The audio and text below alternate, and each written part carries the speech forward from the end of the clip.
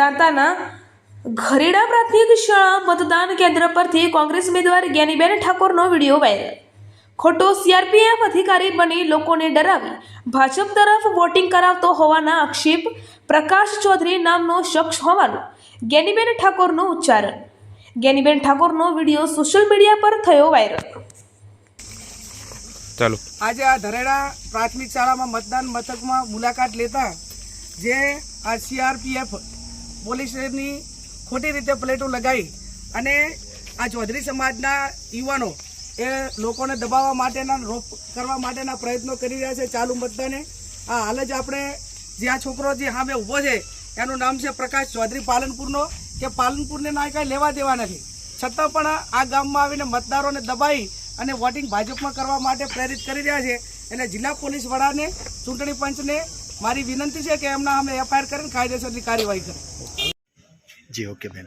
આજે 7મી મે એટલે લોકશાહીના પર્વની ઉજવણી અને સમગ્ર દેશના લોકો બંધારણીય હક પ્રમાણે લોકશાહીમાં એમને મતાધિકાર આપેલો છે અને 5 વર્ષે લોકોને ચૂંટવા માટેની એક બંધારણીય સિસ્ટમ છે અને ગૌરવભેર, સન્માનભેર અને નિર્ભય રીતે મતદારોને મતદાન કરવા માટેનો એક બંધારણીય હક એ આપણાને બાબા સાહેબ આંબેડકરના બંધારણે આપ્યો છે।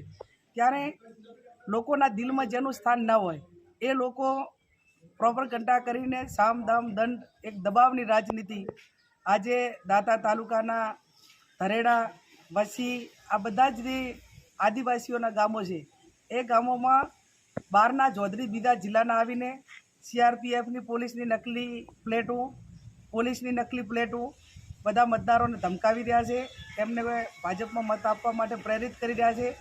અમે એનો લોકેશનનો વિડીયો ટેગ કરીને જિલ્લા પોલીસ વડાને એના ટાઈમે મોકલી આપ્યો, જ્યારે ઘટના બની ત્યારે કલેક્ટરને પણ મોકલી આપ્યો અને છતાં એમની કક્ષા કેવી। અમે માત્ર એને એવું કીધું કે ભાઈ આ બહારના મતદારો ચૂંટણીના મતદાનના દિવસે અહીં રહી શકે નહીં, તમે પાલનપુરથી અને મહેસાણા જિલ્લાથી અહીં શા માટે આવ્યા છો?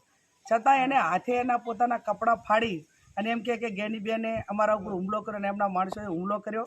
તો હું પોલીસ વડાને અને જિલ્લા પોલીસ વહીવટીતંત્રને, ચૂંટણી પંચને અપીલ કરું, વિનંતી કરું કે ત્યાંના પોલીસ અધિકારીઓ હતા એમનો અભિપ્રાય લે, ત્યાં જે આગેવાનો મતદારો હતા એનો અભિપ્રાય લે અને એનું લોકેશન ટેગ કરે અને એને પોતાને મારી નજરની સામે લાવે કે જ્યારે એ અહીંયા ત્યાં હતો એને અમે એનું આઈડેન્ટિટી કાર્ડ પણ જોયું અને એમ જ કીધું કે ભાઈ તું આ જે પોલીસની પ્લેટો લઈને લગાવીને ફરે છે એ પોલીસનું અપમાન છે અને બહુ પોલીસ થવાના અને પોલીસ બનવાના બહુ ઉમળકા હોય તો ભણવું જ હોય, પરીક્ષાઓ પાસ કરવી જોઈએ ને આવી ડુપ્લિકેટ પોલીસો ન બનાવરાય, એ પોલીસ વિભાગનું પણ અપમાન છે।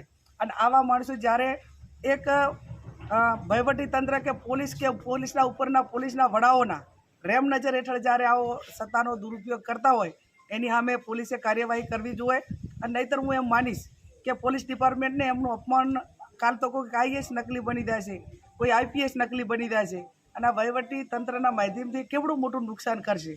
એટલે આ બાબતની ગંભીરતા લઈ અને પોલીસ વડા તટસ્થ તપાસ કરી અને જો એણે જાતે કપડાં ફાડીને આ રીતે કર્યું હોય તો ફરી પણ એના ઉપર કાયદેસરની કાર્યવાહી કરી અને સાચી વાસ્તવિકતા ઉપર લાવી અને લોકોની સમક્ષ મૂકે એવી હું એમની પાસે અપેક્ષા રાખું। બેન, બનાસકાંઠામાં જે મતદાર વધારે થઈ રહ્યું છે તો તેને આપ કઈ રીતે જોવો છો? સમગ્ર ગુજરાતમાં હું માનું ત્યાં સુધી બનાસકાંઠાનું મતદાન એ આ લોકસભા લેવલે સૌથી ઊંચું હશે અને સાચી લોકશાહીના દર્શન એ બનાસકાંઠા કરાવી રહ્યો છે। હું તો હજી એવું માનું છું કે જેમ પંચાયતમાં 90 થી 95% વોટિંગ થાય એમ લોકસભા પર સ્વ રીતે જાતે લોકો મતદાન કરીને પોતાનો મત જાતે વ્યક્ત કરે એ સિસ્ટમ આવશે ત્યારે સાચા લોકશાહીના દર્શન થશે।